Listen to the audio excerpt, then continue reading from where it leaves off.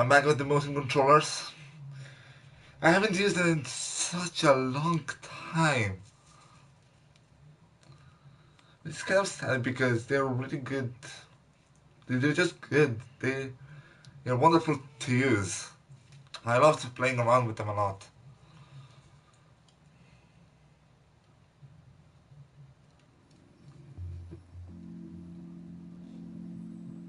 Oh, okay, so press start. You can reach as far as we want or as close. We can hold down the options.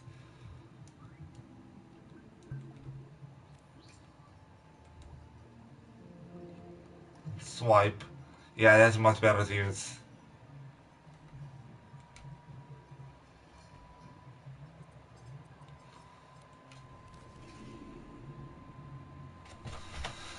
Look at you with your fancy motion controllers.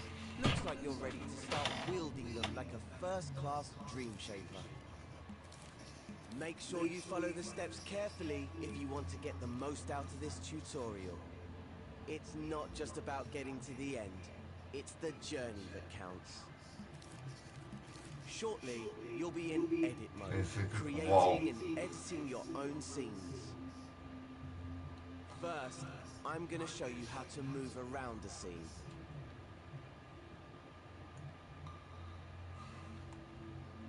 Welcome to edit mode. You can see that we're in edit mode because the assembly mode icon is in the top left of the screen.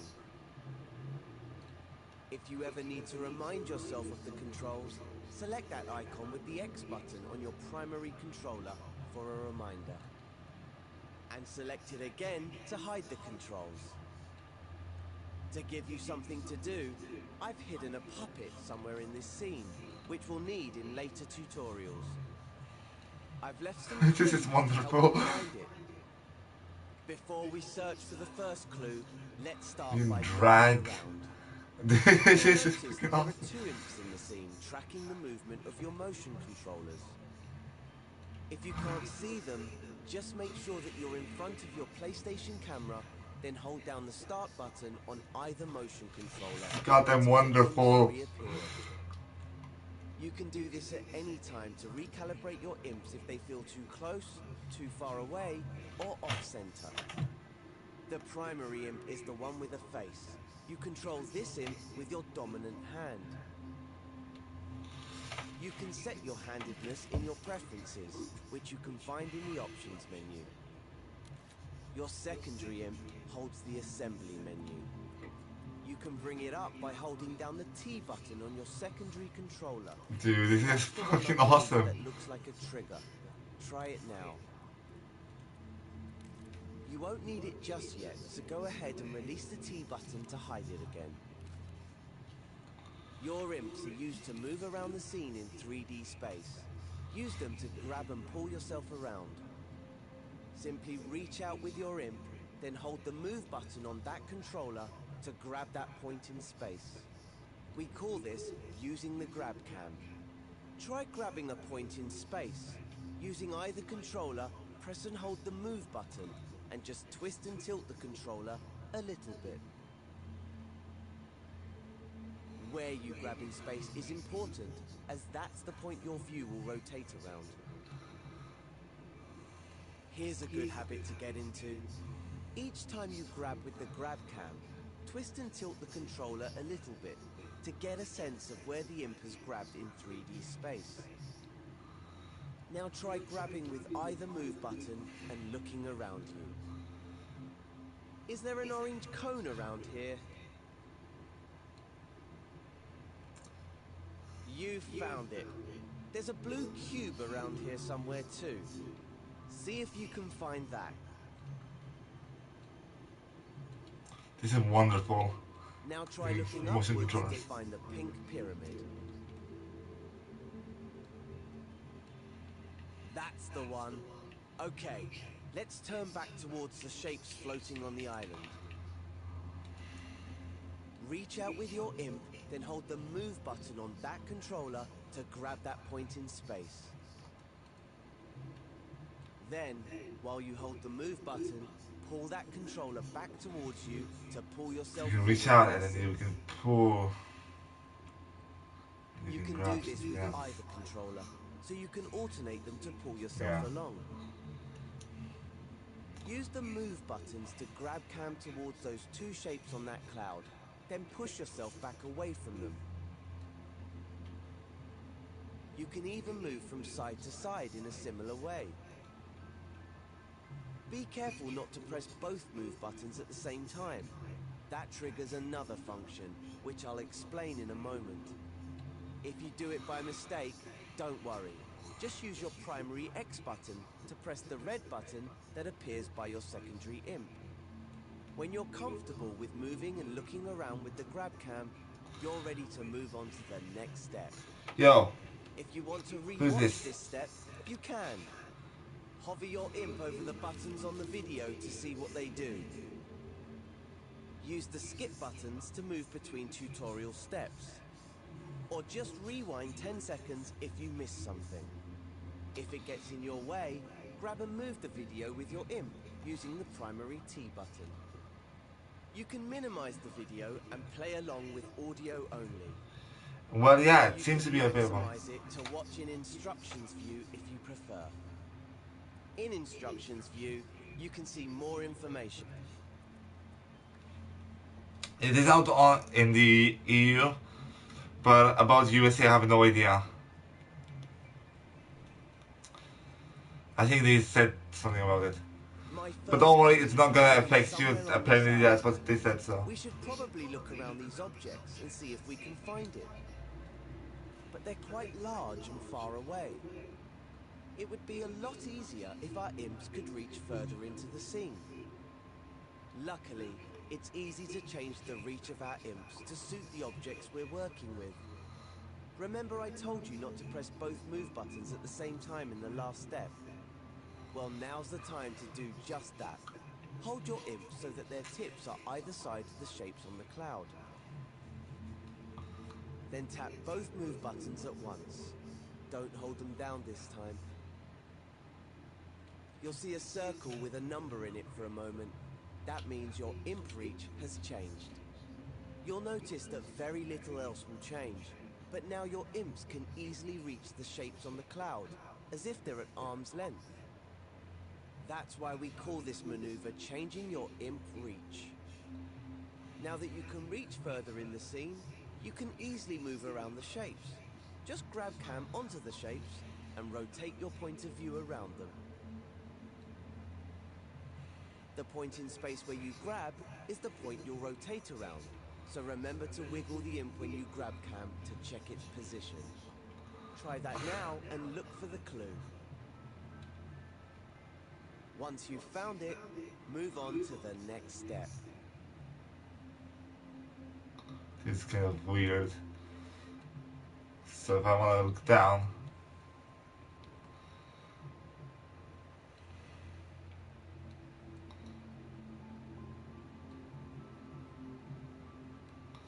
to go the opposite of direction.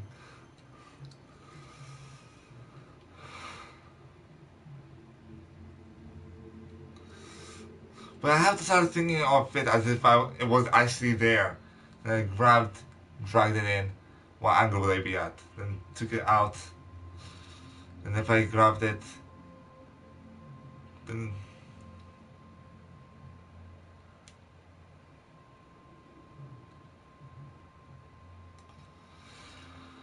wow, this is pretty awesome.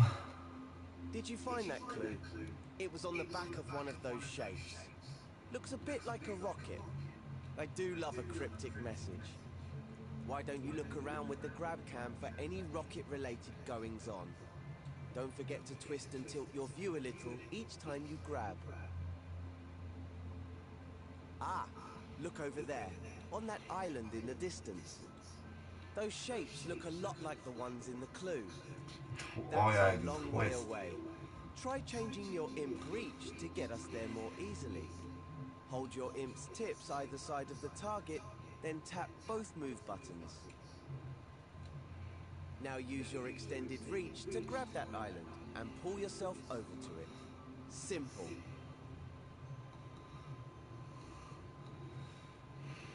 Now that you're next to it, you'll need to adjust your imp reach again so you can interact with these objects more easily. Remember, always set your imp reach to match whatever you're working on. With your imps on either side of an object, tap both move buttons. If there isn't an object where you need one, just find something at a similar distance and set your imp reach using that.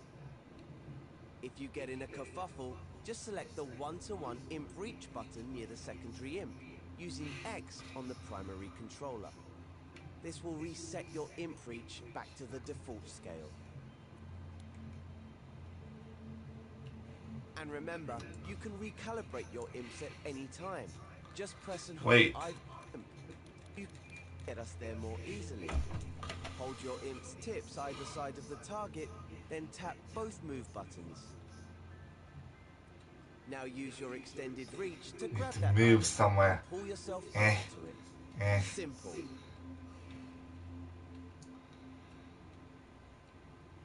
Now that you're next to it, crawling. you'll need to adjust your imp reach again so you can interact with these objects more easily. Remember, always set your imp reach to match whatever you're working on. With your imps on either side of an object, tap both move buttons. If there isn't an object where you need one, just find something at a similar distance and set your imp reach using that. Oh, this is concerning. If you get in a kerfuffle, just select the one-to-one imp reach button near the secondary imp, using X on the primary controller. This will reset your imp reach back to the default scale.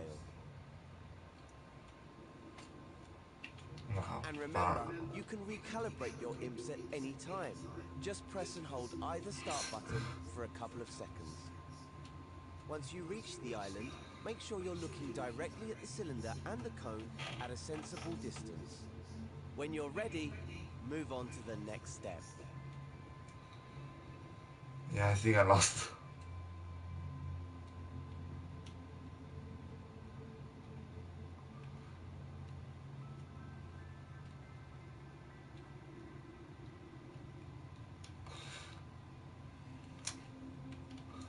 Well then, let's just not do that.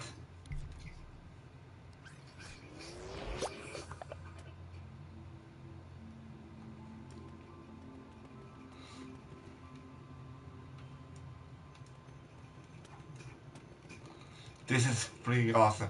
Oh my god. Okay, let's just go back then to edit mode.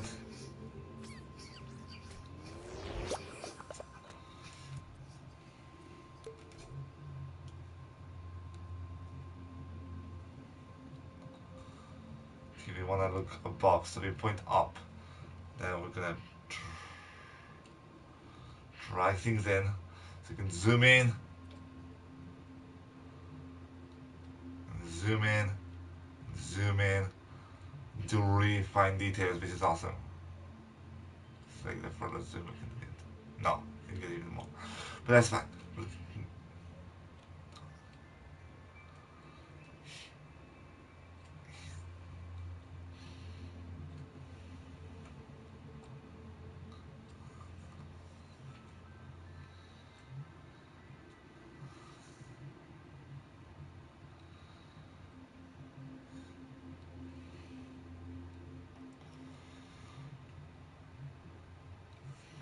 Zoom in even more and do this, twist it around.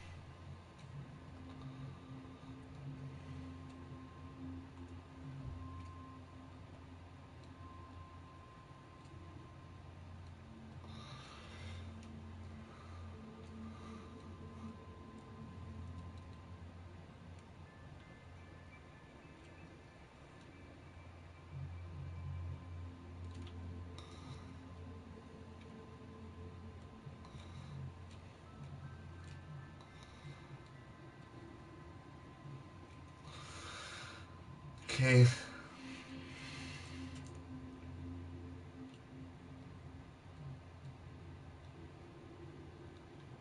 That's awesome. Where the hell am I?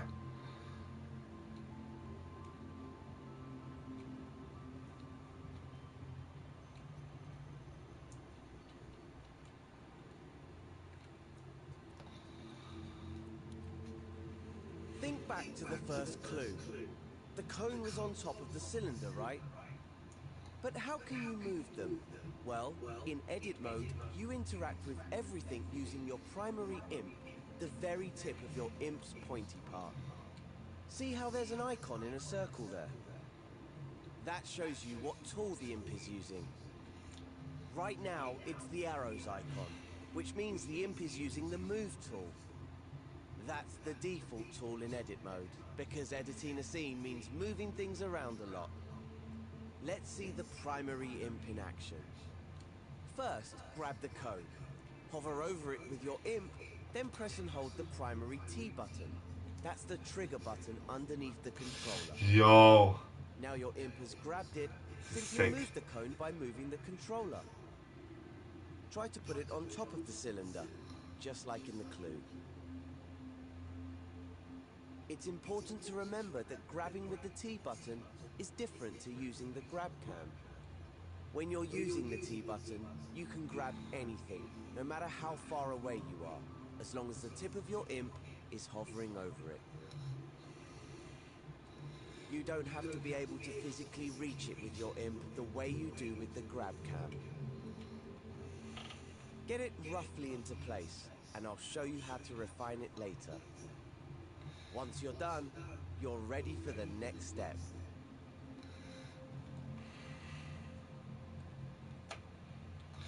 It's a little bit tricky too.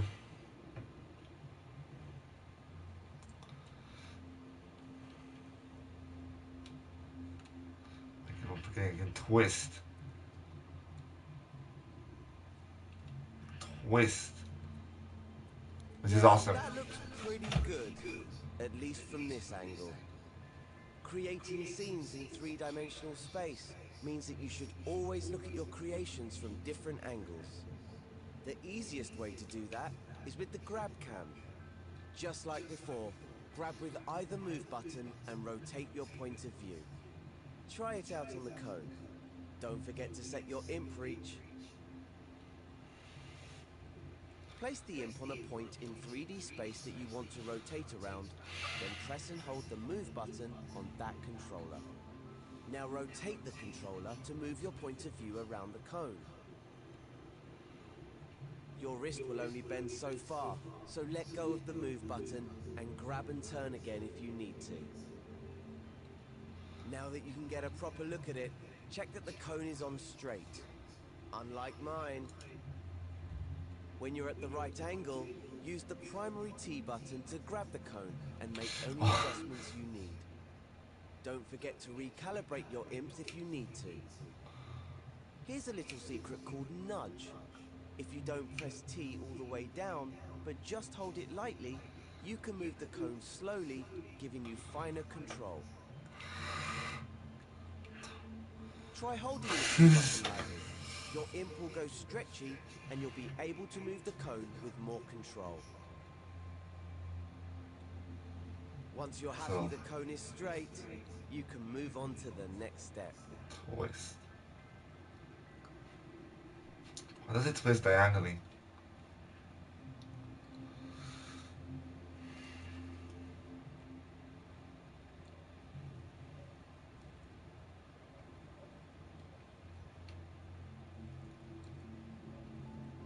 So it's kind of like this, right?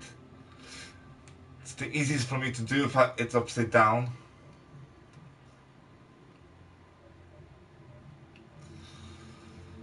It is very hard to maneuver.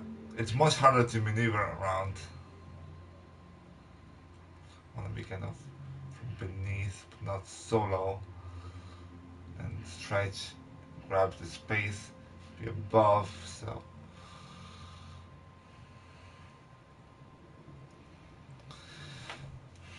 Grab the space, bend it this.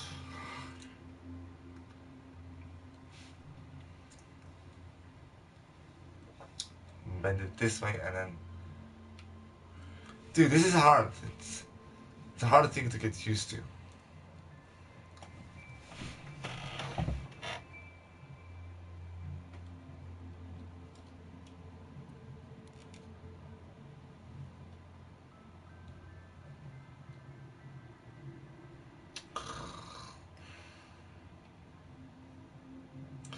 Because whenever I point up, how do I just move the camera?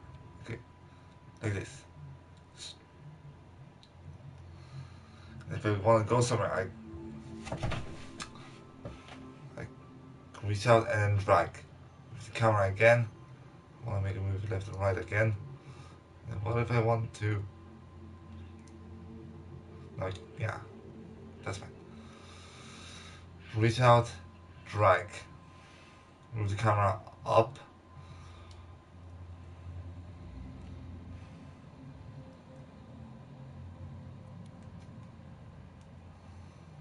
Drag. And just keep on dragging.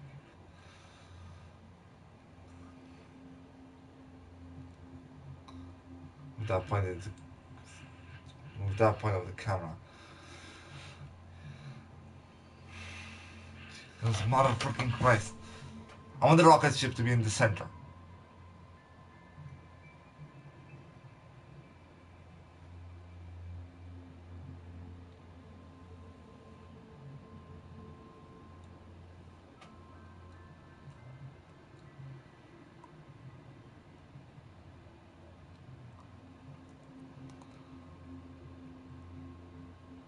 How do we move up? It's with the T button, is it? No, it's not.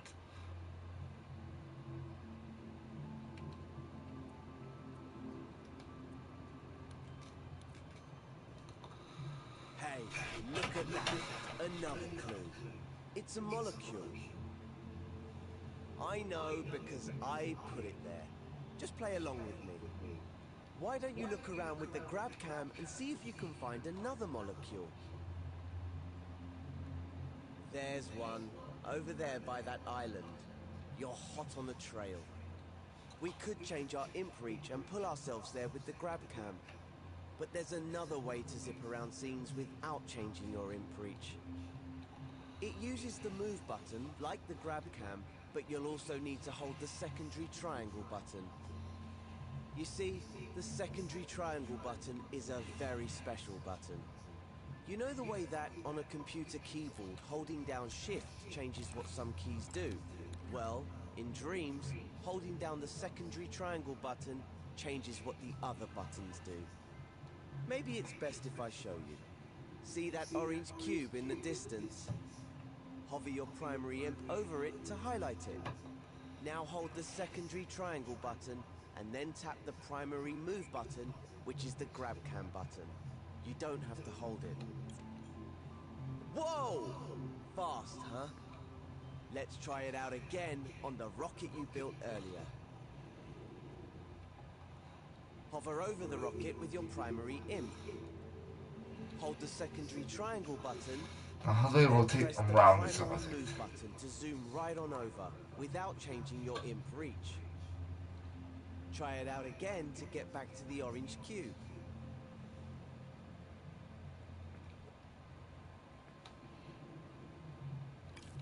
Look around this island and see if you can find my next clue.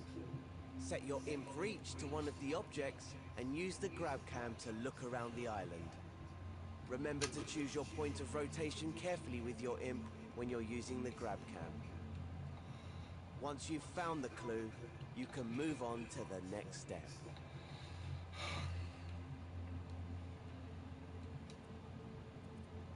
Now, that looks pretty good, at least from this angle. Creating scenes in three-dimensional space means that you should always look at your creations from different angles. The easiest way to do that is with the grab cam. Just like before, grab with either move button and rotate your point of view. Try it out on the cone. Don't forget to set your imp reach.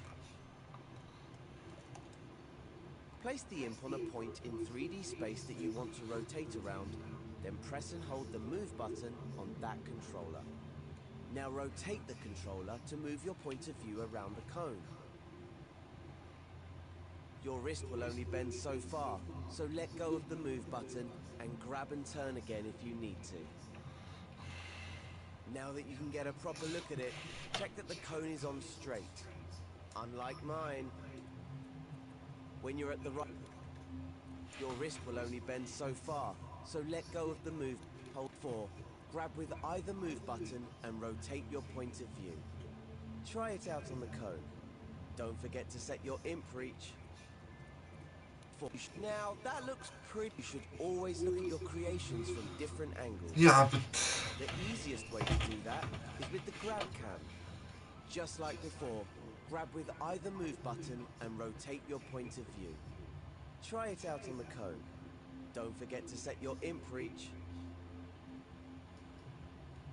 Place the imp on a point in 3D space that you want to rotate around, then press and hold the move button on that controller. Now rotate the controller to move your point of view around the cone. Your wrist will only bend so far, so let go of the move button and grab and turn again if you need to. it's a Now that you can twist. get a proper look at it, check that the cone is on straight. Unlike mine, when you're at the right angle, use the primary T button to grab the cone and make any adjustments you need. Don't forget to recalibrate your imps if you need to. Here's a little secret called nudge. If you don't press T all the way down, but just hold it lightly, you can move the cone slowly, giving you finer control. Try holding the T button lightly. Your imp will go stretchy and you'll be able to move the cone with more control. Once you're happy the cone is straight, you can move on to the next step.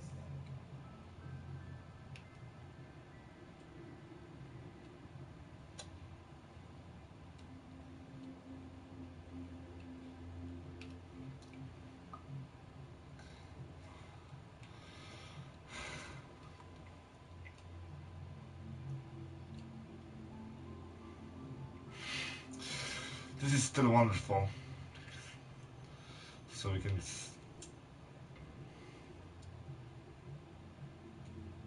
spin the whole thing around. Grab it, spin it. Grab it, spin it. Reset it.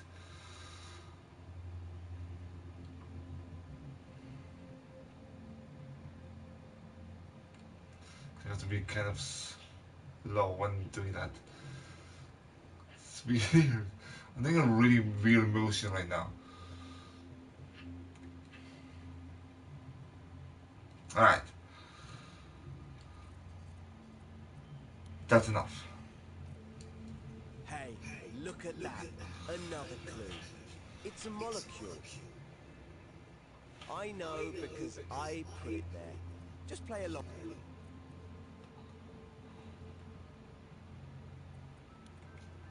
Did you find the last clue? It was on the back of the orange cube. What on earth could it mean? If I had eyes, I would wink at you right now. Oh, I can't see any other green trash cans around. Unless, of course, the trash can is the icon for the delete tool. I'm so devious. That must mean you need to delete the orange cube. You can delete anything in edit mode using the primary triangle button. Just hover your primary imp over the cube, then press the primary triangle button. but it is kind of like as if And it were it's gone. in front of you. These tools are powerful. Delete the orange sphere next. If you change your mind or delete the wrong thing, you can undo. Just tilt or twist your primary controller to the left and press its square button. And if you want to redo, just tilt or twist it to the right and press the primary square button. You can undo and redo pretty much anything, not just deletions. Oh look, there was a clue hidden in the cube. An arrow. Perhaps there's another one like it nearby. Look around with the grab cam and see if you can spot it. Once you've found it, you can move on to the next step.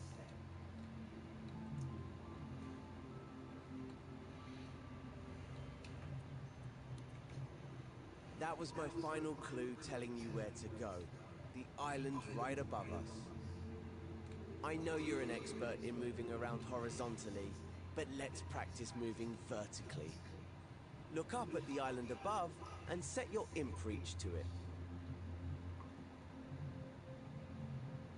Use the grab cam. Press the move button alternately on each controller and pull to climb up and see what's on that island.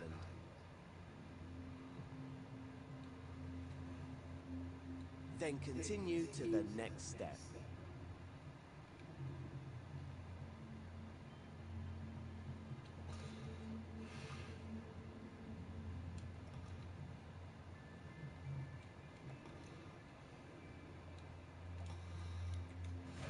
Right, here's the puppet I reserved for you. Let's call her Connie, because she looks like a cone. We need to help Connie walk through the door to complete this tutorial. To do that, we're going to have to switch over to play mode. Remember, right now you're in edit mode. This is where you create and edit your scenes. In play mode, you can experience the scene just like a player would if they found it in the Dreamiverse. You can't make any changes in play mode, but you can take control of characters and try out what you've made. To switch over to play mode, open the options menu by pressing the start button on either controller. Hover over the controller icon with your primary imp, then press X to select it. To control a puppet in play mode, you first need to possess it with your primary imp. Hover over Connie, then press your primary T button. She's full of beans, isn't she? I picked her just for you. Now that you've possessed Connie, hold the secondary T button to make her walk. While she's walking, you can tilt the secondary controller to steer. You can also rotate the camera view around Connie by holding the primary move button and tilting the controller. Practice walking her around, then take her to the door. Oh, looks like the door's too high. There's more to Connie than meets the eye, though. She might be able to reach it if you make her jump by pressing the primary X button. Oops. I remember now. I always forget to put the steps in. Better head Alright, back so you to don't edit specify. mode.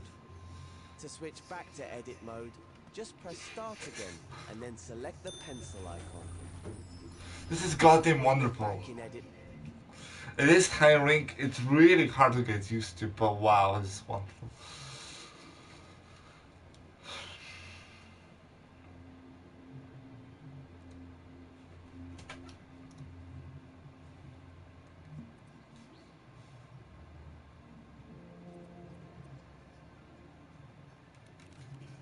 Wow. Right, here's the puppet I reserved for you.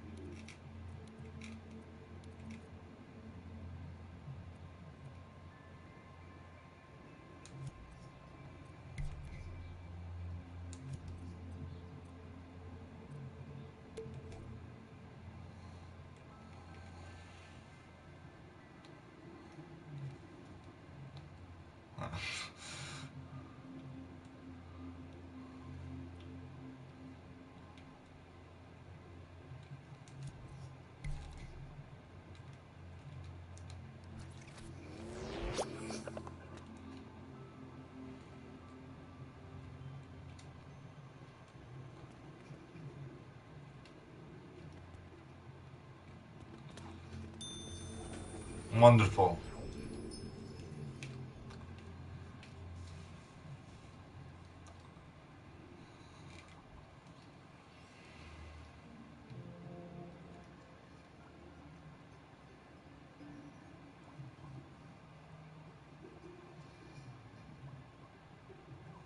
And there's this guy which is resizing.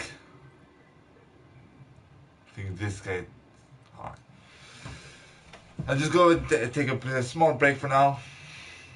Just because I'm kind of hungry.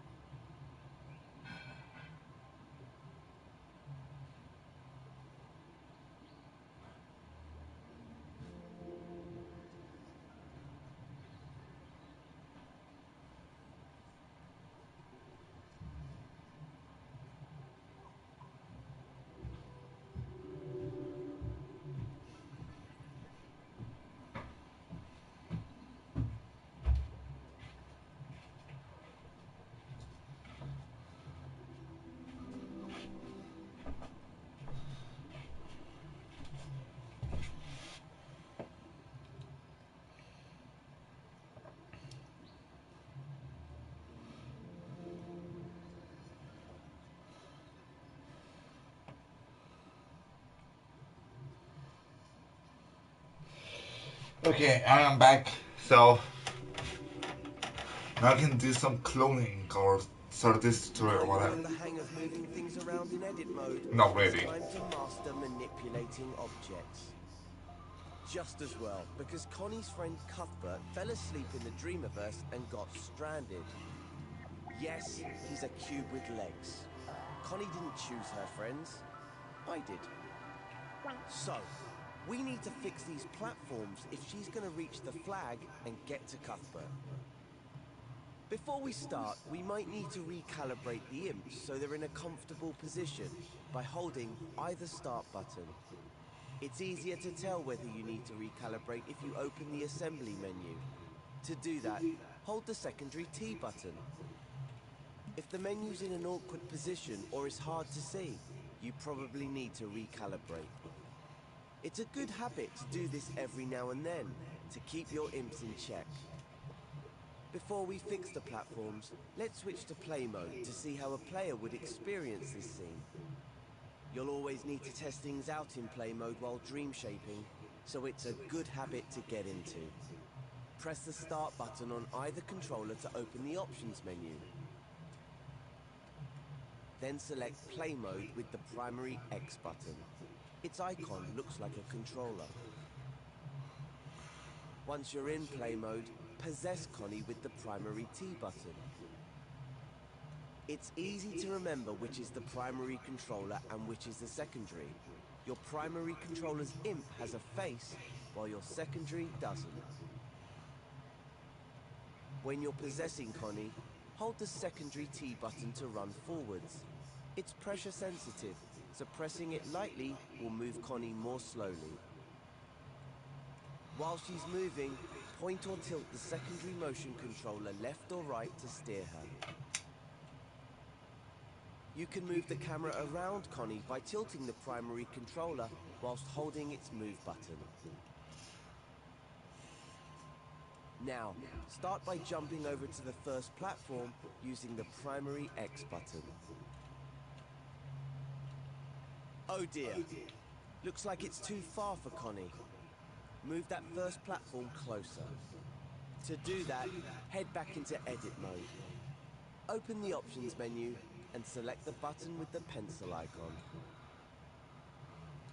Once you're in edit mode, move on to the next step.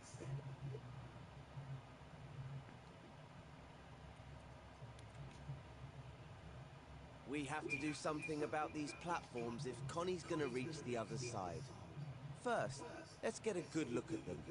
Position your imps on either side of the first platform, then set your imp reach by tapping both move buttons at the same time. Then use the grab cam to position your view side on to Connie and the platform. See the dotted outlines? That's where the platforms should be. So let's put them in place with the move tool. The imp has this equipped by default. To move things, hover the tip of your imp over them and press and hold the primary T button. Move it to where you want it and release the T button. Try it now with that first movable platform. Grab it with the primary T button. Line it up with the outlines by moving the controller, then release the T button. You can get a slower, more precise movement if you hold the T button softly. And if you need to try again, just undo your action by tilting the primary controller to the left and pressing its square button. You may have noticed that objects move more freely here in edit mode than in the home space. That's because their auto-guide gadgets are disabled by default in the guides menu. I'll explain more about this in another tutorial, but for now, you don't need to worry about it. It just means you have more freedom to dream shape. When the platform is in the right spot, you're ready for the next step. Oh, you twist.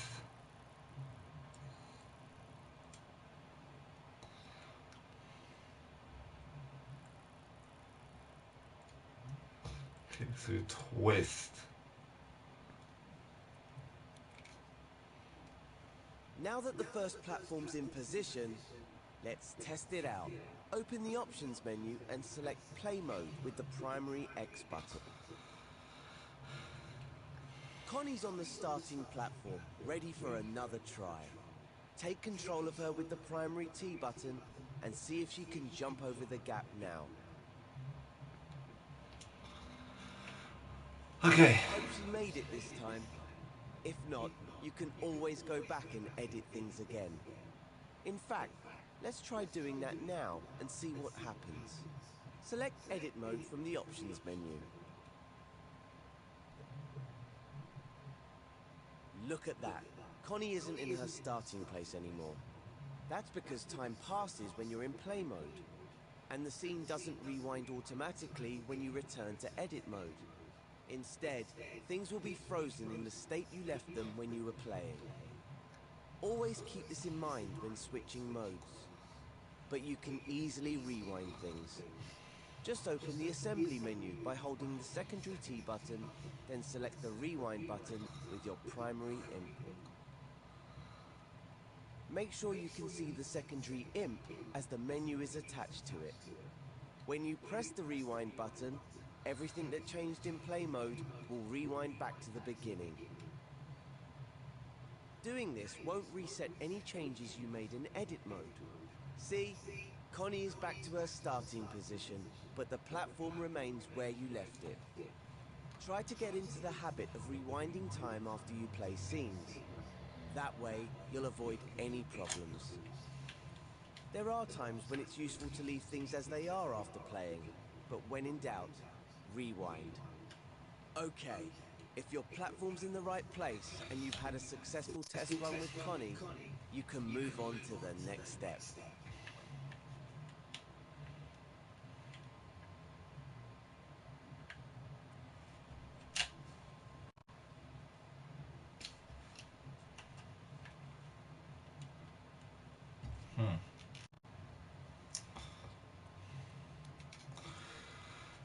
Let's sort Okay. out the next platform now. It's the middle one that's lying on its side. Before you can match it up with the outline, you'll need to stand it upright. So you'll have to rotate it first. You can rotate objects in edit mode by grabbing them with the primary T button and rotating the controller. Give it a go now. Hover your primary imp over the fallen platform, then press and hold the primary T button. Now you can rotate it by twisting your controller. You don't have to turn it all the way in one go. Simply let go of the platform and grab it again once you've turned it as far as your wrist will comfortably allow. Bear in mind that your imp's tip is at the center point of the rotation, so you can grab the platform at different points and see how it affects the rotation. All that rotating has made the platform a bit wonky, so let's undo all that by tilting the primary controller left and pressing its square button. Grab and hold the primary T button with your imp over the platform and try to rotate it into a vertical position. Once you have it more or less upright, you can let go of the T button. Then grab it again, but just lightly press the T button so you can nudge it precisely into the matching outline. That's quite a lot of buttons to remember, isn't it? Well, if you ever forget what to press, just look at the prompts around your imp. Or select the mode icon in the top left of the screen with your primary X button. They'll show you what buttons you can use in any situation. Select the mode icon again to hide the list if it gets in the way. When you do a lot of rotating and moving, it's a good idea to check whether your imps need recalibrating. If they do, hold either start button till they sort themselves out. Practice grabbing and rotating things with the primary T button until you're comfortable. Then move on to the next step.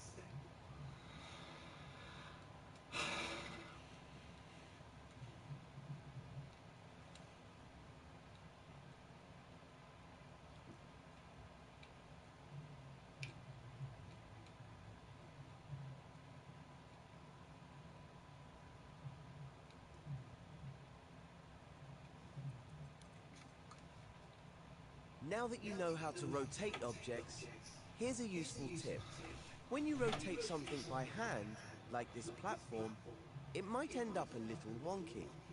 But there's a really simple way of fixing that.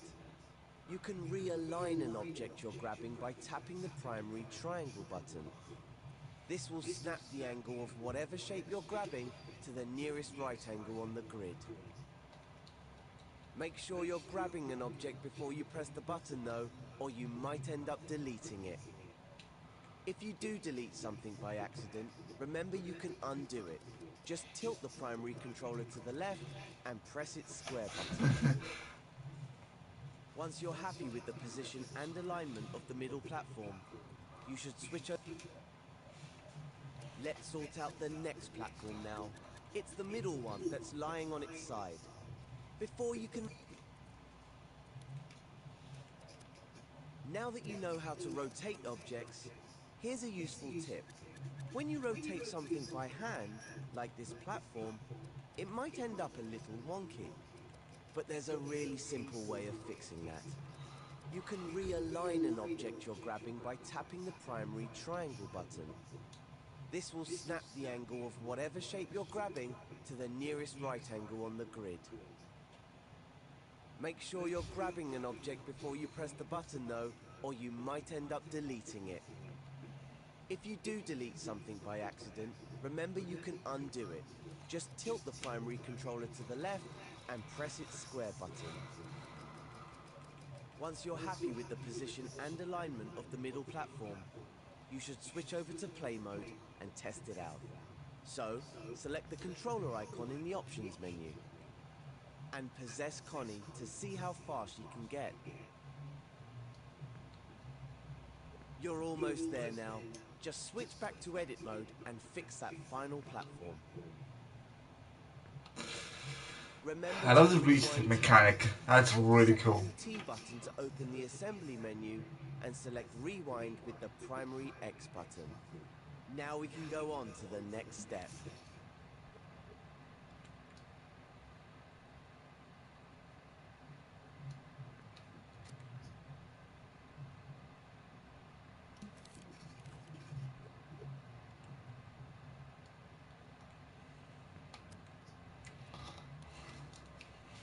Now the only thing separating Connie from Cuthbert is the final platform. Oh, it looks a bit small compared to the others. I'm not sure Connie will be able to use it, no matter how much you rotate it. Let's learn how to make objects bigger, or as we dream shapers say, scale them up. To scale objects up or down, hold the secondary circle button and twist that controller. It's a bit like turning a doorknob. Twisting the controller one way scales the object up, and twisting it the other way scales it down. Try hovering your primary imp over the third platform, then hold the secondary circle button and twist the secondary controller to make it bigger. The square on the floor tells you what size the platform's base needs to be.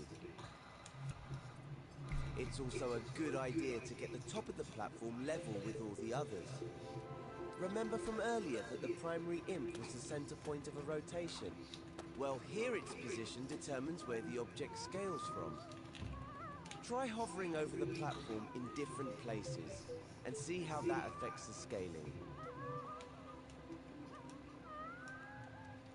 If it gets too tall, you can just twist the controller the other way to shrink it.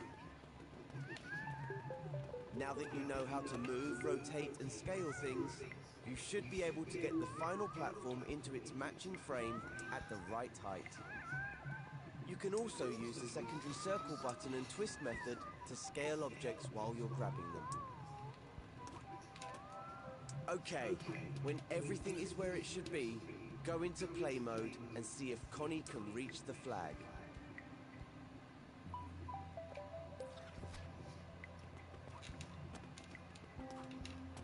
Once Connie reaches the flag, head into edit mode again. Don't forget to rewind time.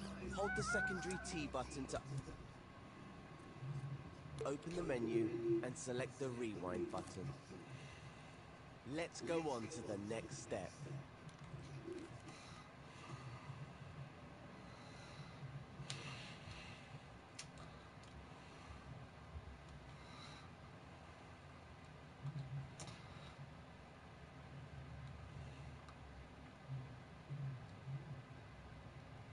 Hmm. Hurrah! Connie and Cuthbert have been reunited, but now they need to find a way out before Cuthbert falls asleep again. So let's learn how to find a door in the Dreamiverse. Hold the secondary T button to open the assembly menu. The menu disappears when you let go of the T button. This makes sure it doesn't get in the way. So if you can't see it, just hold the secondary T button to open it. Here you'll find all the assembly tools, modes, and gadgets. If you ever wonder what a button does, just hover over it for a few seconds to see more info.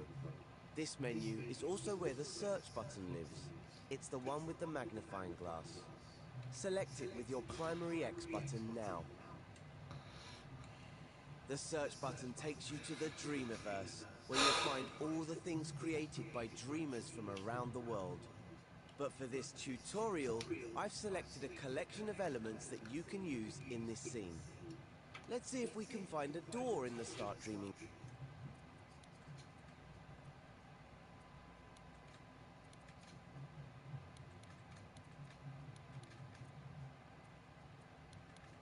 All that's left now is to switch to play mode and walk Connie straight through the door.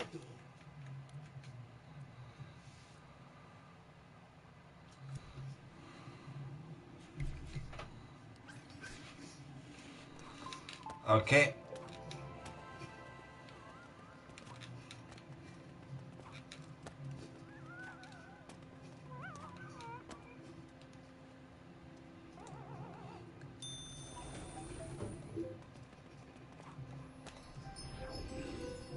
This is just goddamn unbelievable. My wrist hurts.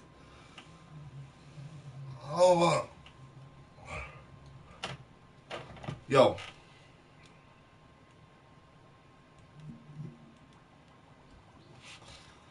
So, I need to learn how to clone. Now you know how to grab, rotate, and scale objects. It's time I showed you how to clone things. Cuthbert has managed to get himself stuck again. Luckily, I've set up this scene so that we can use the clone tool to rescue him. With this tool, you can make exact copies of anything in the scene.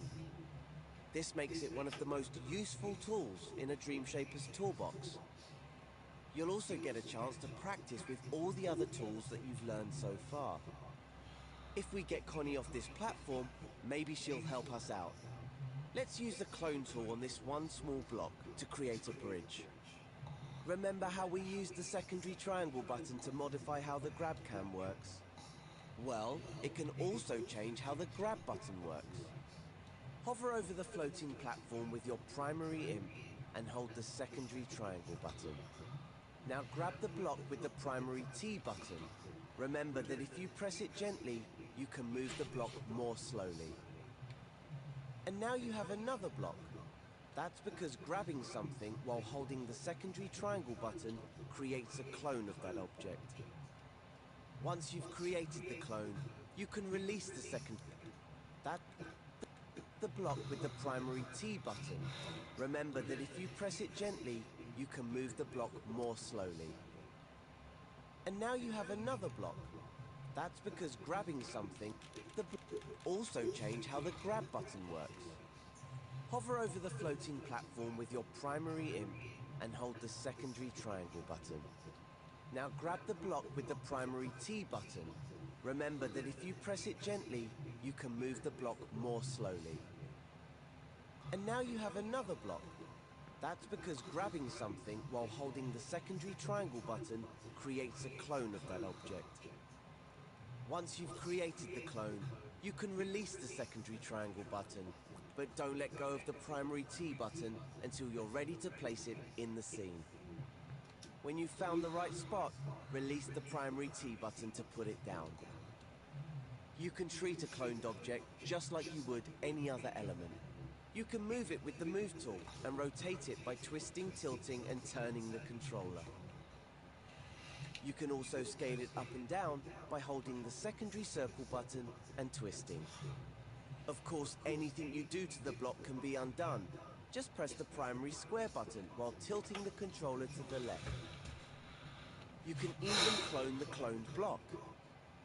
Let's do that next. Hover your primary imp over the block. Hold the secondary triangle button, then press and hold the primary T button and move the clone away. You can use the clone tool to build a bridge between the first two platforms. Or you can create floating blocks for Connie to jump on.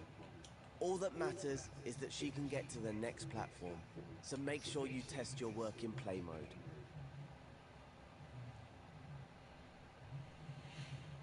When Connie can get across, go back to edit mode, rewind time, and move on to the next step.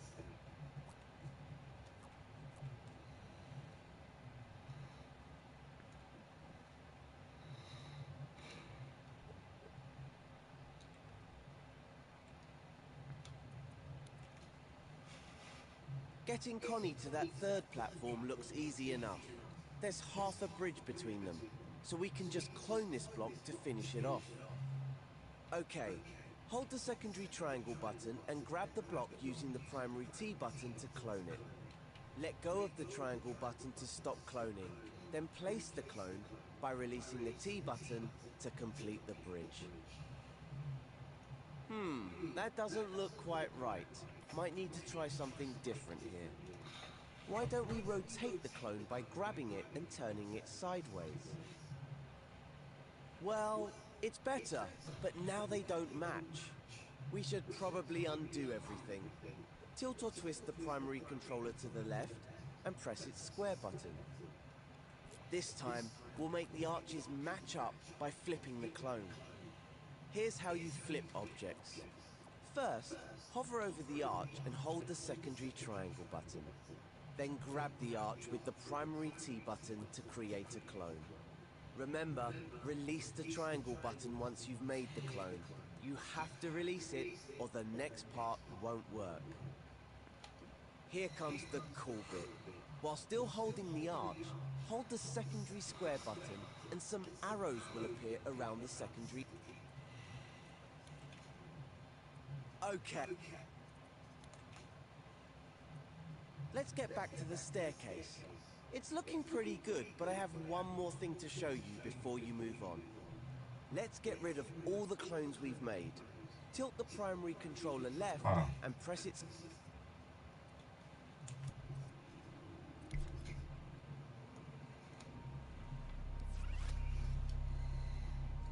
So let's move, jump. Yeah.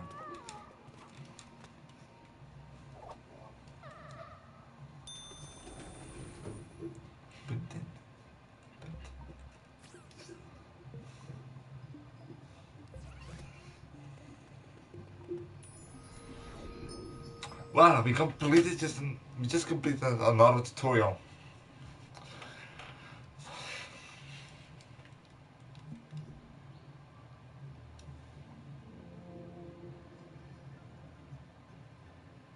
I was selecting and deselecting. Okay, that's fine.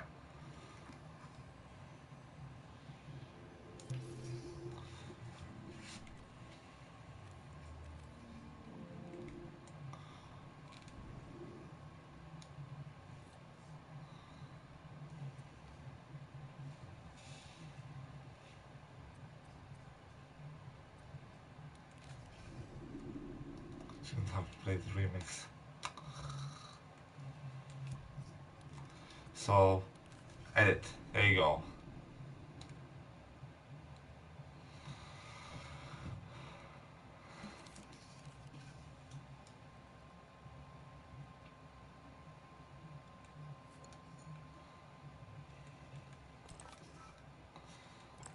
Alright, so on the controller it's L1. Over here it's the other guy. What if I want to face something? Oh, yeah, I can just use this and then press this. Yeah, that's good.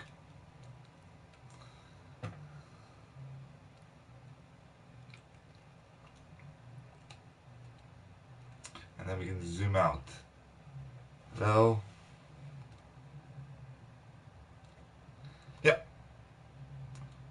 So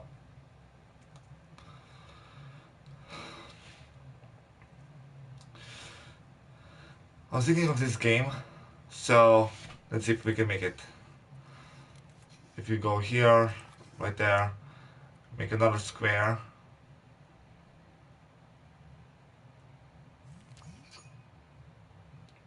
Yeah.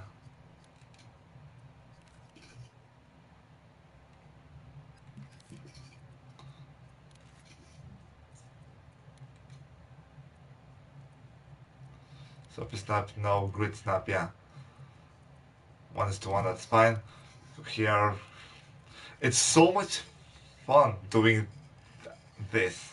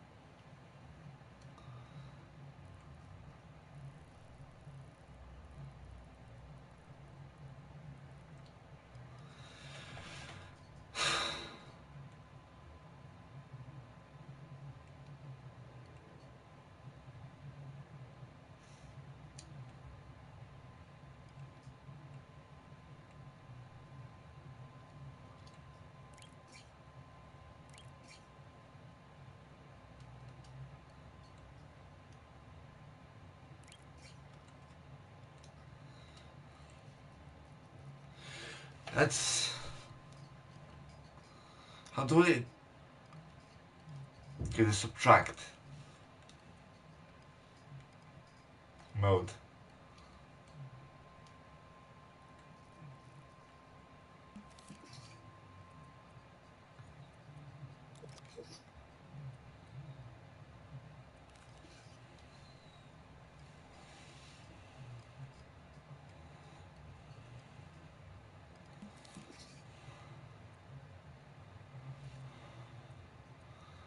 This is added on subtract.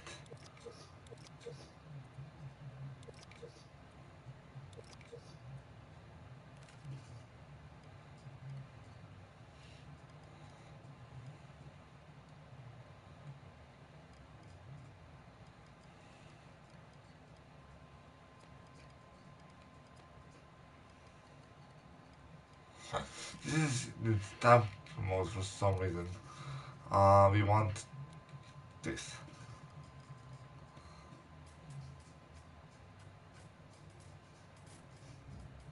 Can I just get rid of everything?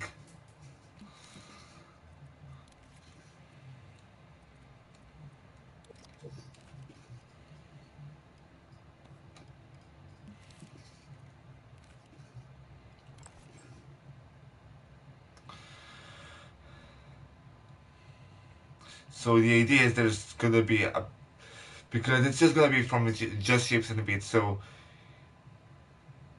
what we are gonna do is make a big square.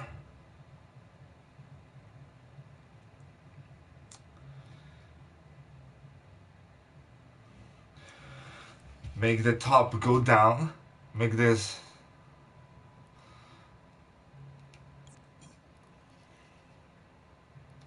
That means we're gonna have to use. We're gonna. Eh.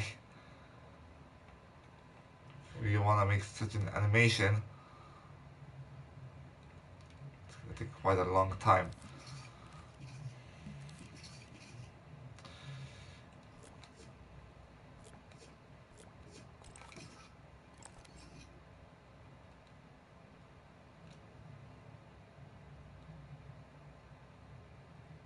So.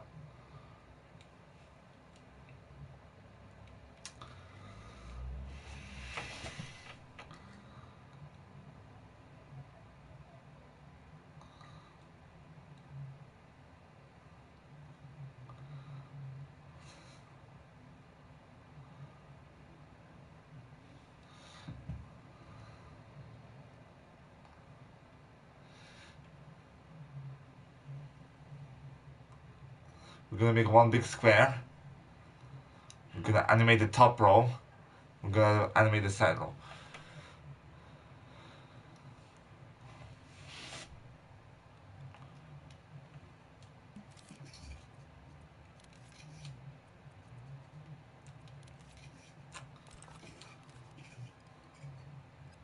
We might just as well clone that square. So you press triangle and we do this.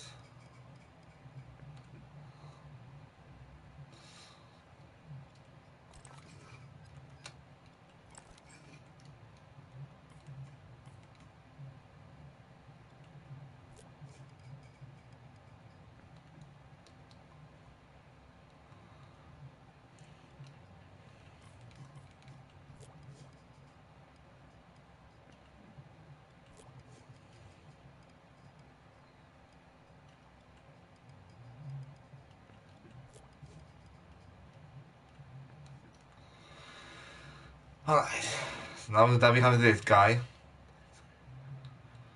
our camera will be kind of far back.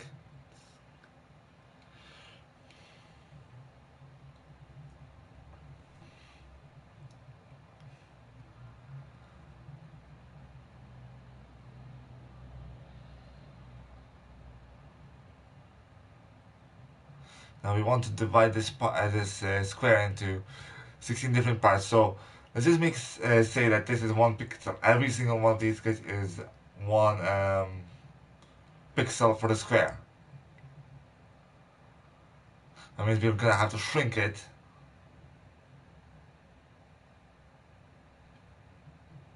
Select all of them.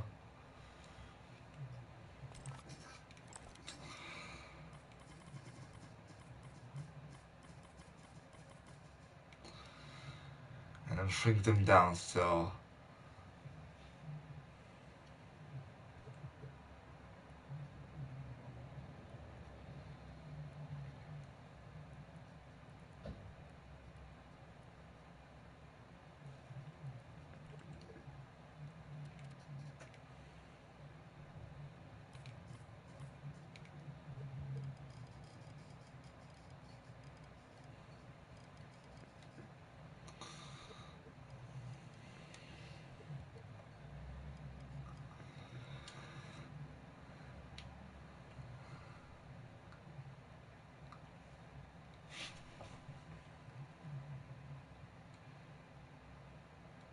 we're gonna delete them, each one of them individually. So what we're gonna do now is make a bigger square, I guess.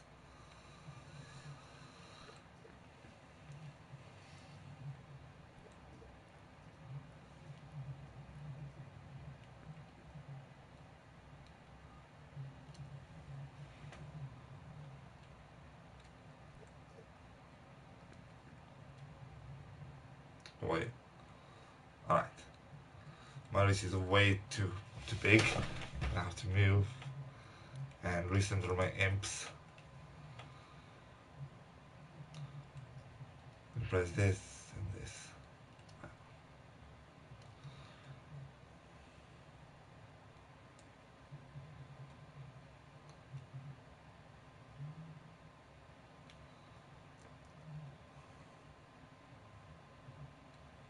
I still find it really awkward to move around like that. Okay. Now this guy is tiny, so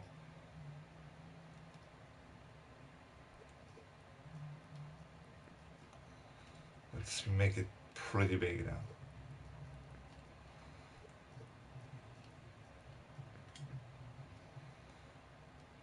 Let's just drag this guy.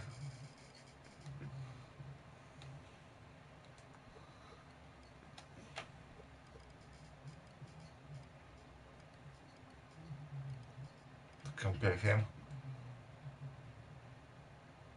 Yeah, that's fine.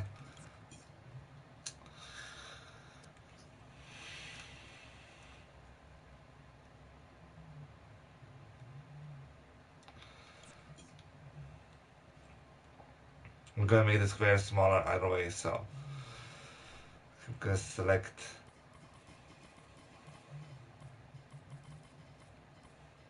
all of these guys again. We're gonna press triangle and copy.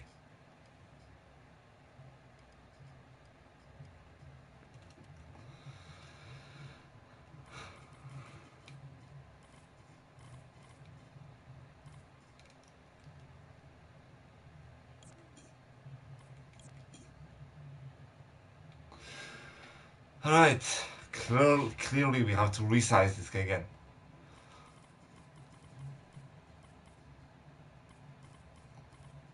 So how about we make him massive first, and then we will see what's gonna happen.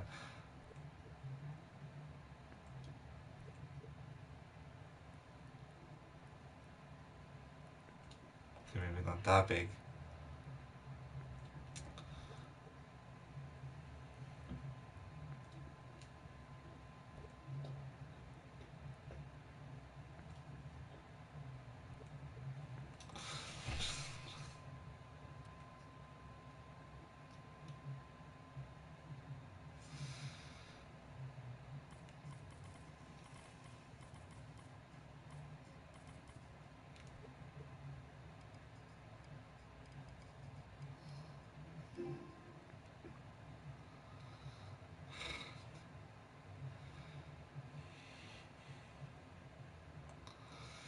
Did I miss the ball? Oh, already, I think I did.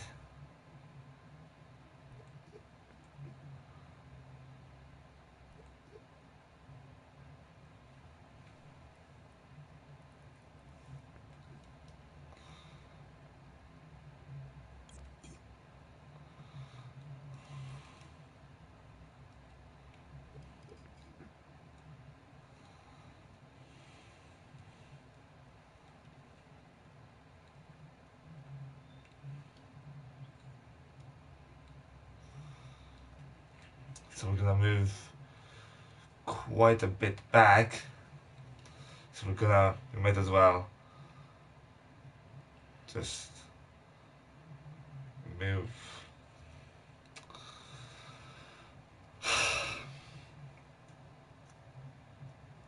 What the frick?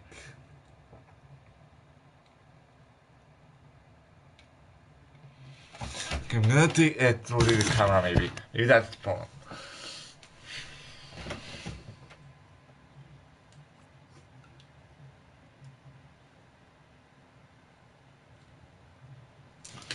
Was it?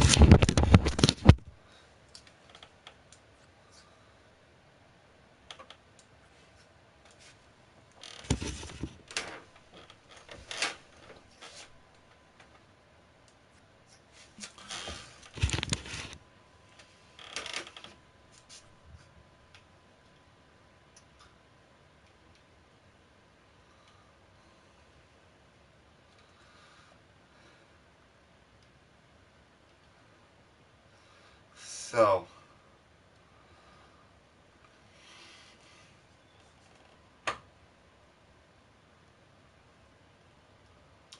only at this point it just gets out of the camera. So if I move this way, it gets out of camera at this point, and this guy at this point. Yeah. Alright, so I'm gonna be sitting here, and then I'm gonna press triangle.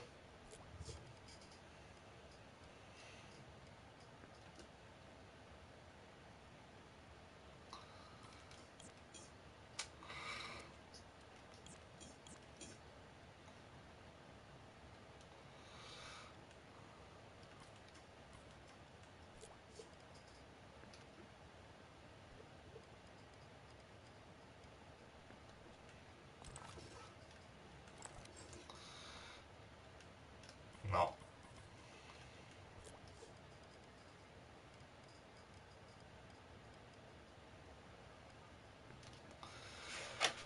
Okay.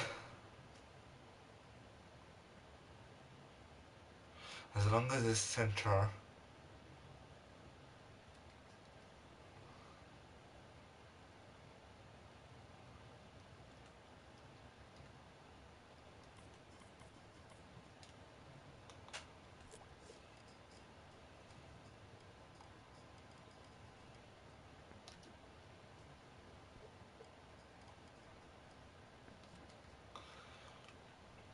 As long as the center somewhere there, which I'm working on.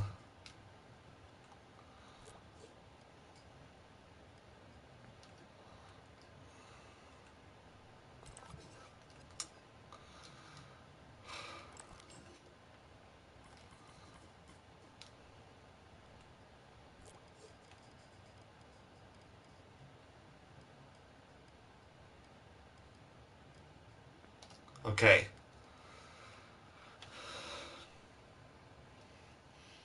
And we're gonna copy it once more.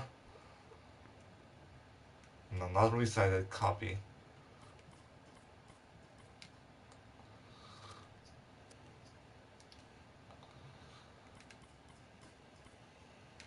Copy it once more. We're gonna press triangle, move it. There you go.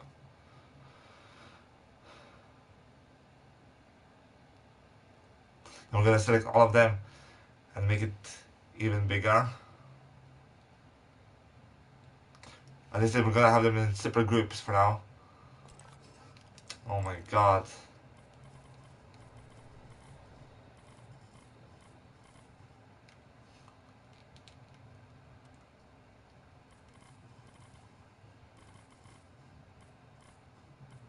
There you go. We're gonna press triangle, we're gonna copy them.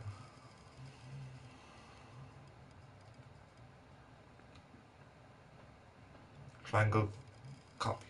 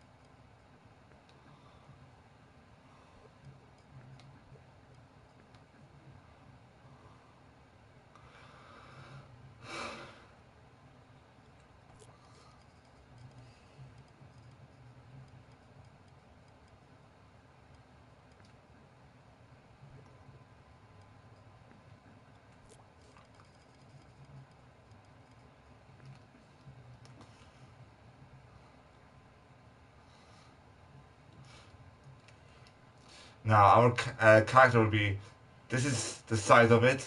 It's gonna be flipping tiny compared to the whole game. It's gonna be like maybe about this size, let's say. Yeah. Maybe even smaller. It's about this size, yeah. Whatever, it's gonna be small, so I think this is gonna be the size of our character.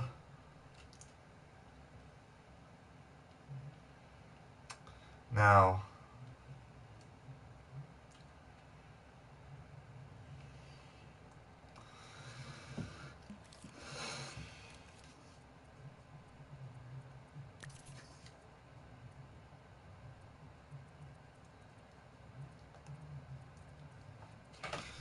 what we are gonna do is paint.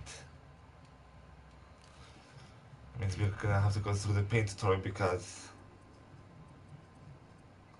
exit, exit and save.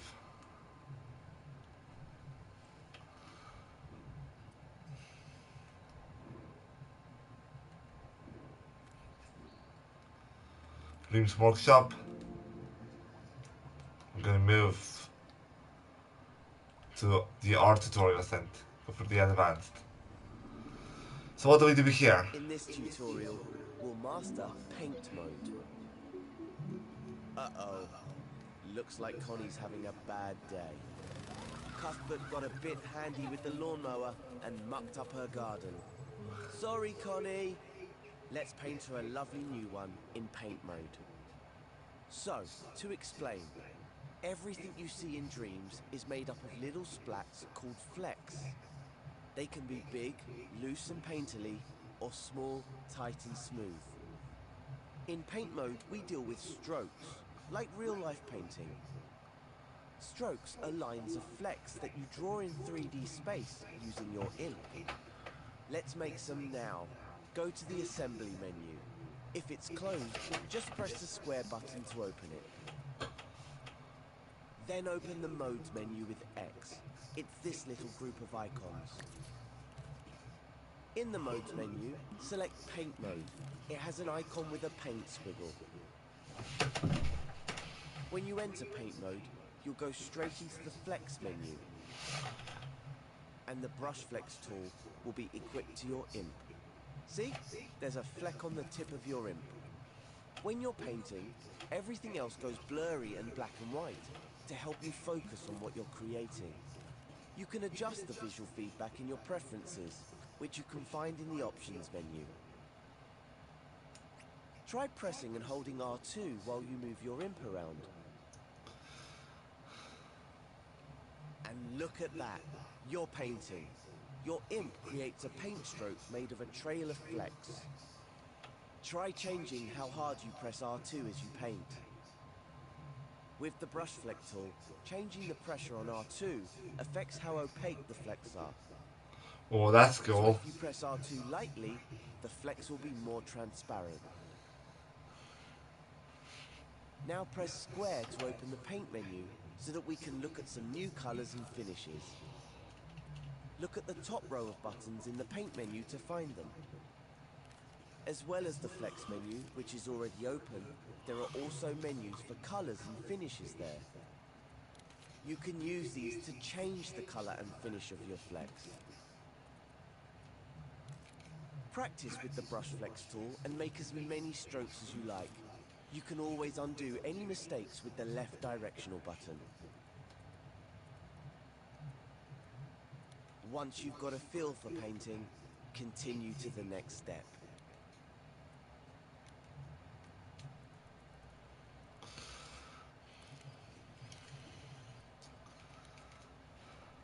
Was that fun? Now that you've made a gorgeous painting, hold L1 and press circle to scope out of paint mode.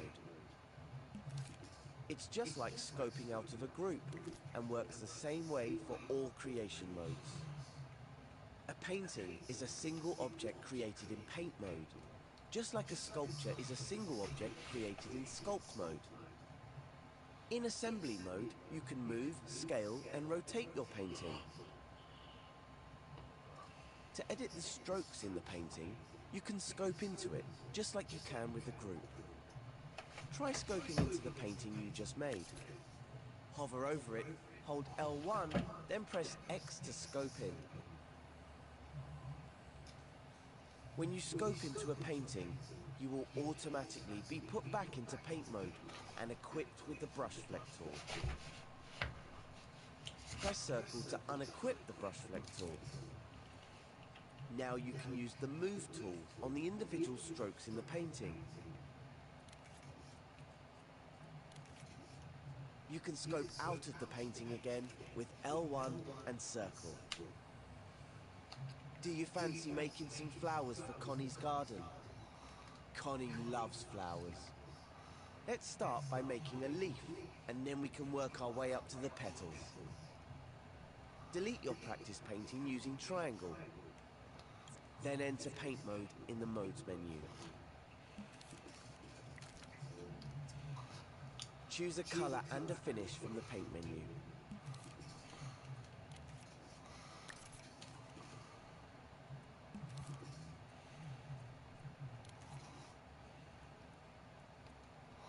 Then choose a fleck to paint with.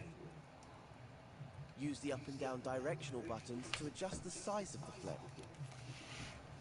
Now paint a simple stroke. Remember, the harder you press, the more opaque the flecks will be. If you want to take another shot at it, just undo with the left directional button and try again.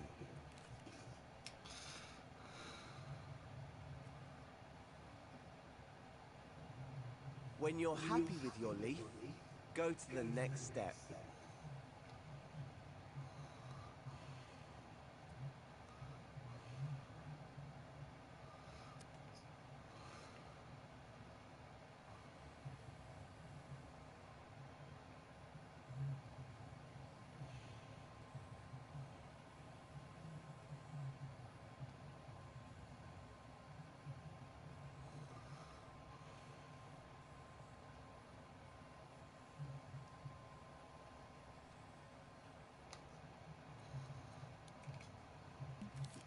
Next, let's paint a stalk. In the context menu, you'll see a button with a plus sign icon. Select this button to start a new painting.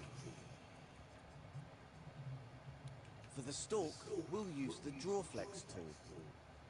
Open the paint menu with square if it's closed, then select the tools menu. The Drawflex tool icon is a pencil. Select it with X. Drawflex acts more like a pen than a paintbrush. The harder you press R2, the larger the stroke gets. So if you press gently, the stroke will be quite small. This is awesome. When you scale the Drawflex tool, the fleck will get much bigger. That's because it's showing you the maximum size of the fleck. When you stop scaling, it reverts back to the smallest size the fleck can be. Try drawing a flower stalk with it. Have a few goes to practice. Adjust the pressure on R2 as you paint the stroke, so that the stalk tapers at the end. Don't worry about lining it up with the leaf though, we'll do that later.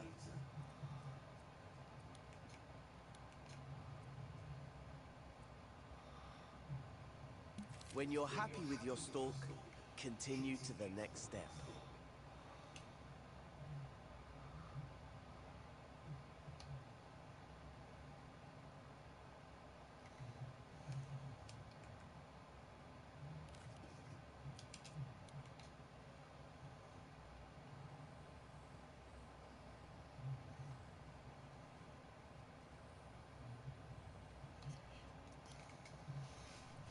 Now the exciting bit, the flower. In the context menu, select the Start New Painting button. By starting a new painting, the flower will be a separate object to the stalk. We're going to paint the petals with the Stamp Flex tool, plus a special ingredient. You can find Stamp Flex in the Paint Mode Tools menu. Select it with X, then choose a fleck, color, and finish for your flower's petals.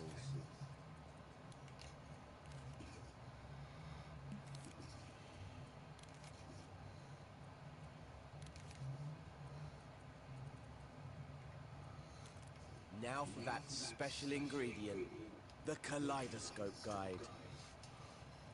You can find Kaleidoscope in the Guides menu, which is in the top row of the Paint menu. The Kaleidoscope icon looks like a snowflake. Select it with X to turn it on. Leave the settings as they are for now. You can experiment with them later. You'll now have a clump of 5 flecks on your imp. Stamp the clump in your scene.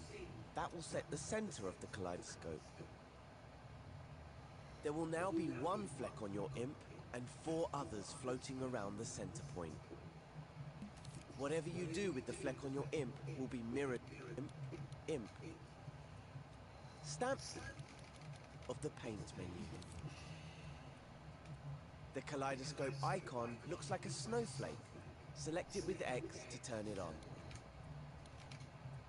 Leave the settings as they are for now. You can experiment with them later. You'll now have a clump of 5 flecks on your imp. Stamp the clump in your scene. That will set the center of the kaleidoscope. There will now be 1 fleck on your imp and 4 others floating around the center point. Whatever you do with the fleck on your imp will be mirrored by the other 4. You might need to adjust your position to get a good view. You could also try rotating the fleck on your imp. To do that, hold L2 and use the sticks, or stroke the touchpad.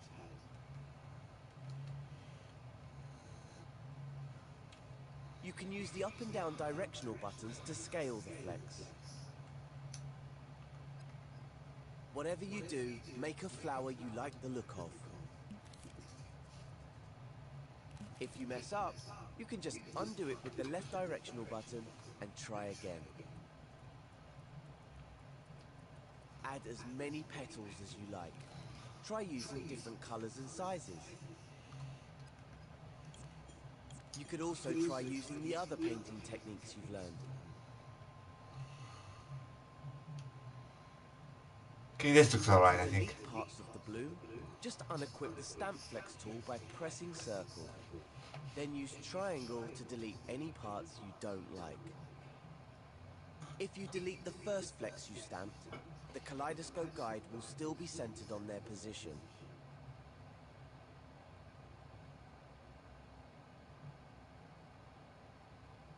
With the Move tool equipped, you can also move or even clone parts of the painting. Flex created with the kaleidoscope guide will always behave like a kaleidoscope, even when the guide is turned off.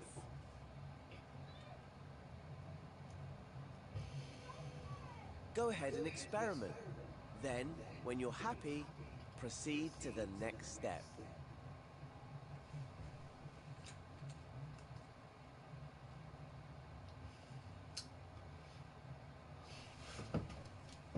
That's my okay, that's my left imp tag. Now we've finished painting, unequip the Stamp Flex tool with circle. And if it's still on, turn off kaleidoscope in the guides menu too. Scope out of the painting by holding L1 and pressing circle. Now you can assemble the parts of the flower using the Move tool.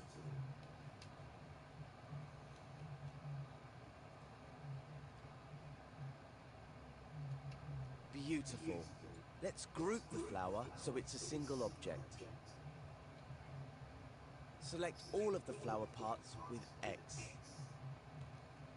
And now select the Group button in the context menu. There! We've made the flower a single group that we can move, scale, rotate, and clone. I spy some charming plant pots. How about we put the flower in one of them?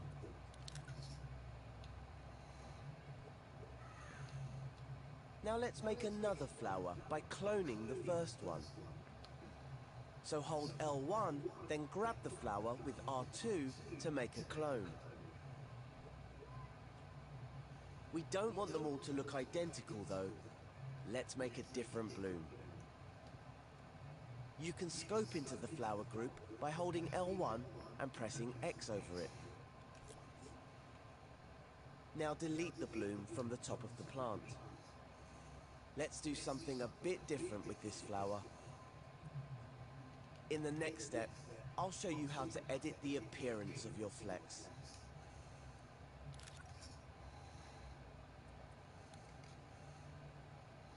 So, let's make a beautiful new bloom for this flower. Enter paint mode and equip the Stamp Flex tool.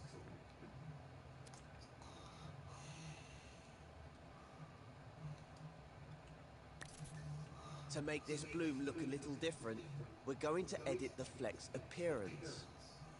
We can do that by selecting the Edit Fleck button in the context menu. Or use the shortcut.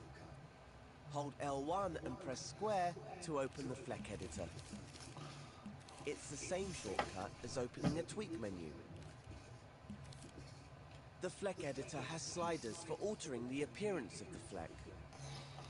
They look a bit different to the sliders you see in tweak menus, but they work much the same way. Try dragging them up and down using X and see what they do to the Fleck on your imp. How exciting! The Fade slider adds extra flecks that fade away near the edges. The Scatter slider adds extra flecks with Impasto to create a more three-dimensional clump of flecks. The Opacity slider makes the Fleck more transparent. Once you've adjusted the sliders to your liking, simply press circle to exit the Fleck editor and start painting with your Fleck. Now create a new bloom for the flower.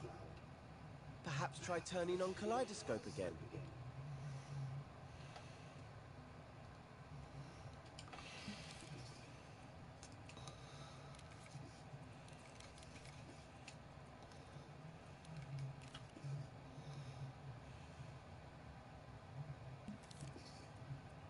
When you're finished, exit the painting by pressing L1 and circle.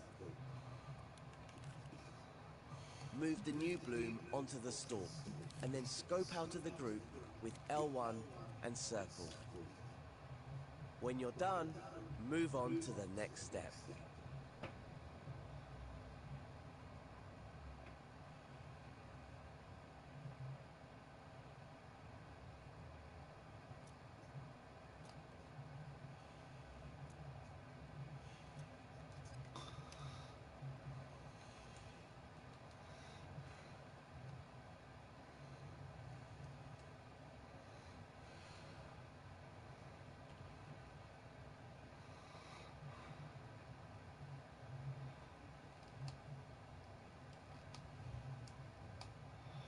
Wait, wait.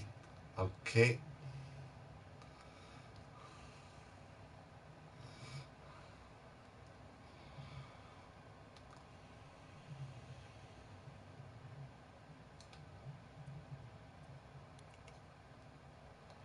Now we have some new flowers. How about a bit of rain to water them? We can do that by creating an animated stroke. Make sure you're scoped out of any paintings or groups. Then select Paint Mode from the Modes menu. For the rain, we'll use the Rule Flex tool. It's in the Paint Mode Tools menu. The icon looks like a ruler. The Rule Flex tool lets you draw straight lines made of flecks. Choose a fleck, color, and finish for your rain. Something watery. Then close the menu with Square. These flecks are going to be raindrops, so make them small using the down directional button. Move your view back from the flowers so that you can see plenty of space above them. Then position your imp at a reasonable distance above the flowers and press and hold R2.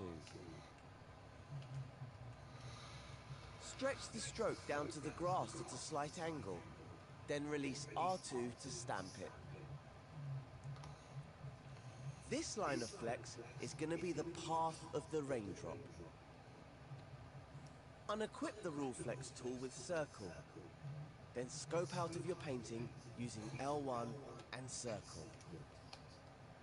It doesn't look like much at the moment, but in the next step, I'll show you how to make it look more rainy.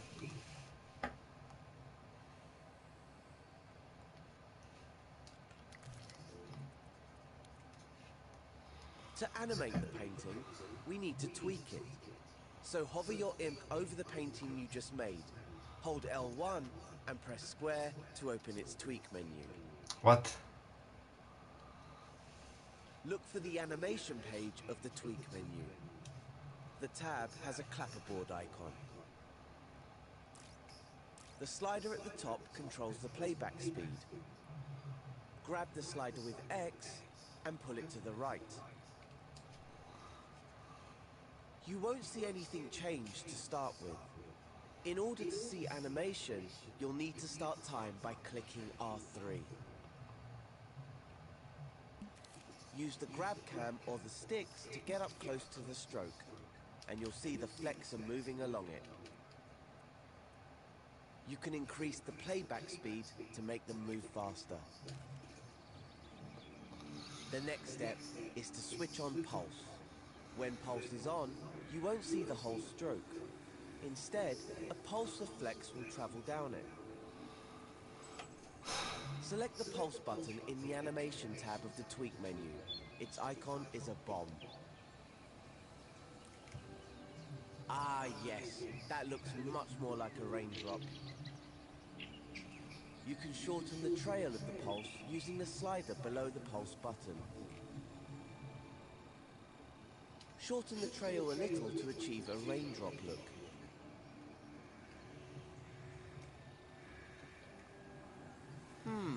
The drops are still a little on the slow side. Grab the playback speed slider and turn it right up. This is cool. That's more like it. One raindrop isn't going to water many flowers, though. There's a handy way to duplicate your painting without having to clone it loads of times. I'll show you in the next step.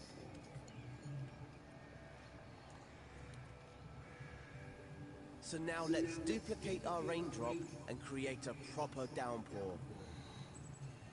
In the tweak menu of the raindrop painting, look for the Duplicates tab. The Duplicates icon is a pair of sheep, just like the clone tool. This tab is used to create duplicates automatically, based on a variety of options. The positional duplicates options determine where the copies appear. The option we want is around camera. Select it and see what happens. Wow, now it looks like it's really raining. This setting duplicates the painting around the camera automatically, so wherever we go in the scene, it will seem like it's raining. At the bottom of the Duplicates tab are 3 sliders. They affect how many of them there are, how far apart the duplicates are spaced, and whether they are scaled randomly. Try adjusting the sliders and see if you can create an effect you like.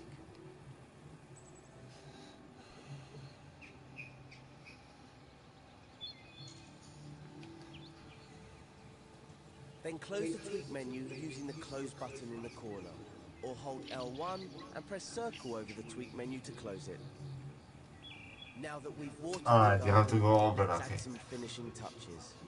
Open the assembly menu with square, then select the search button with X. The collection for this tutorial contains lots of great things made in paint mode. There are also more plant pots and a garden shed made in sculpt mode. Use the collection to finish making Connie's garden. No. Stamp some plants or pots, or paint more plants of your own. Make it lovely. When you're happy with the garden, stamp the shed in there somewhere. To finish the tutorial, switch over to play mode and walk Connie through the door of the shed.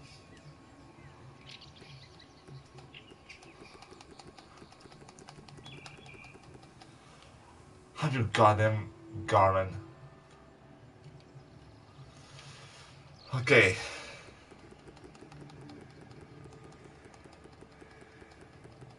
You happy?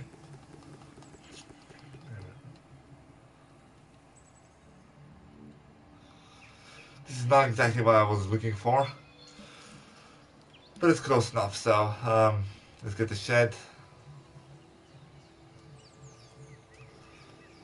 Let's twist the landscape. Let's just move out. Move out.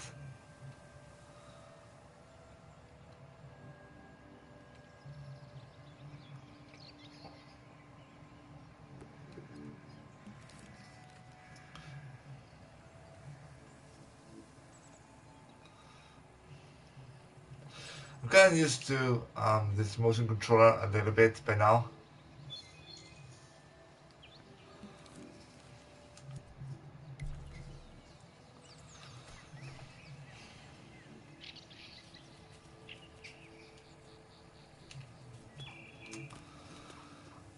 So yeah, wait.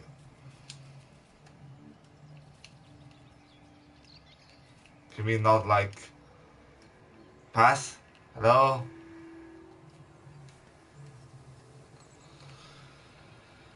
You finally go.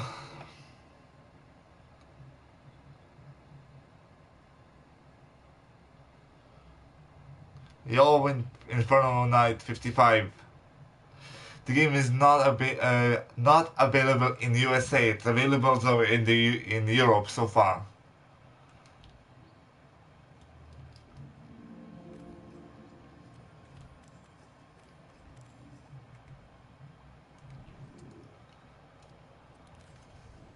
So how do you paint the surface? Like the surface itself. There are different modes. There's the paint tool, there's the coat tool, which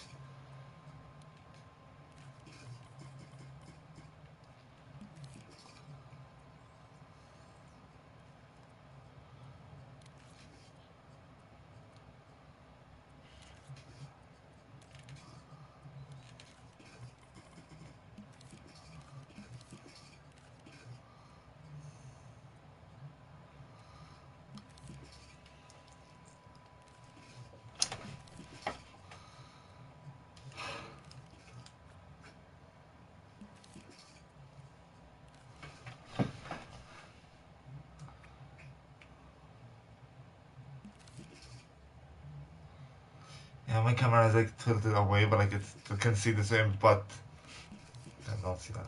The other imp. Alright, so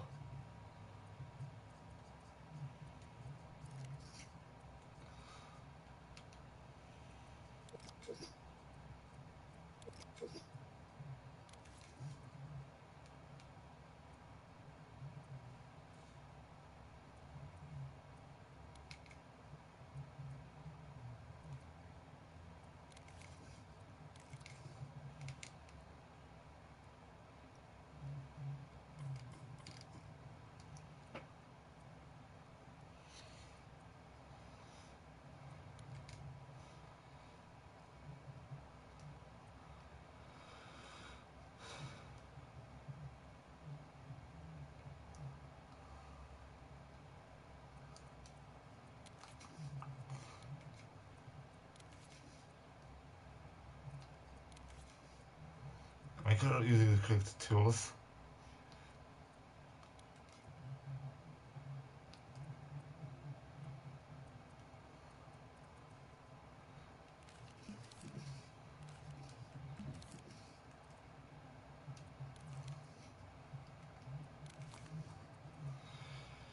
Okay, there's a style mode. What is this?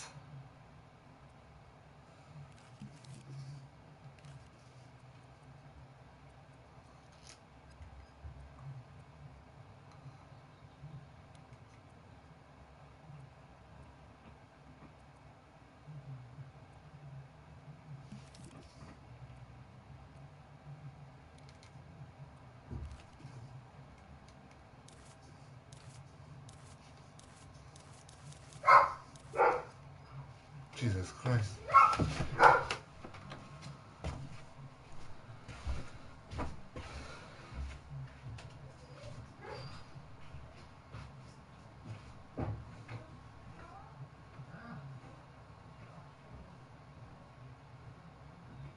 Jezu. Co to było?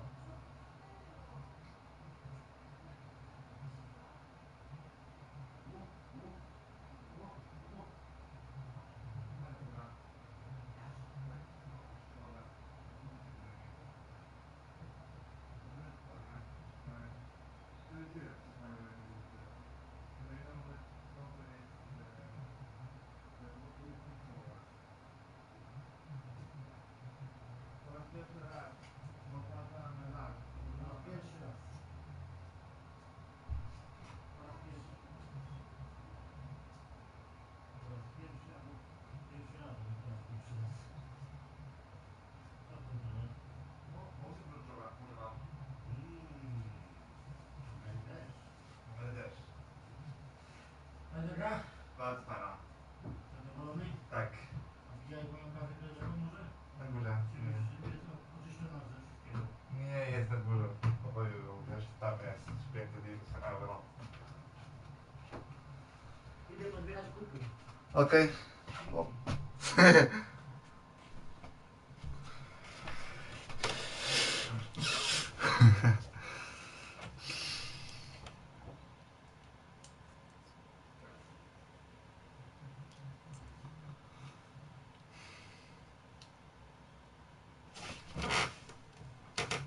Hello.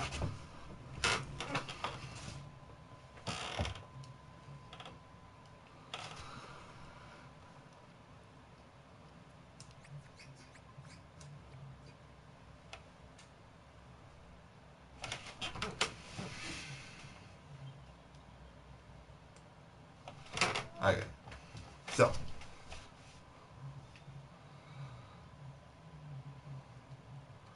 How do we paint this? We're gonna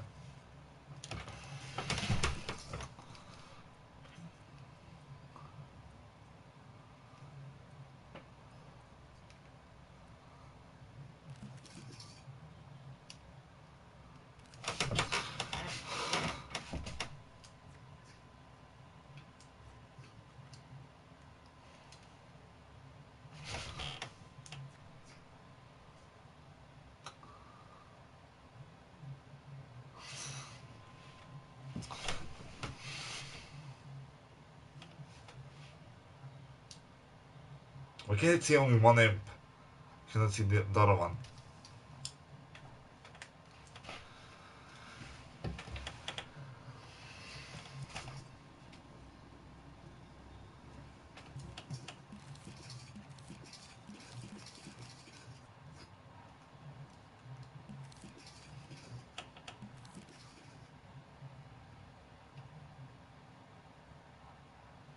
Slowly but surely. No.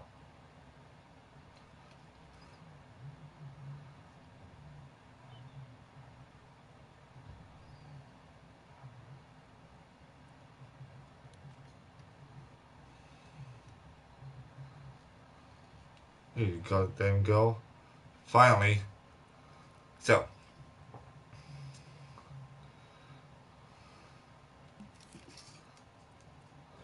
We wanna paint something, so.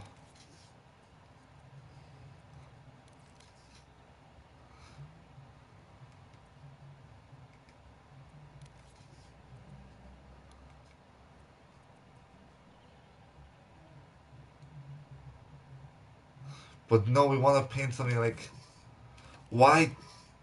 Alright.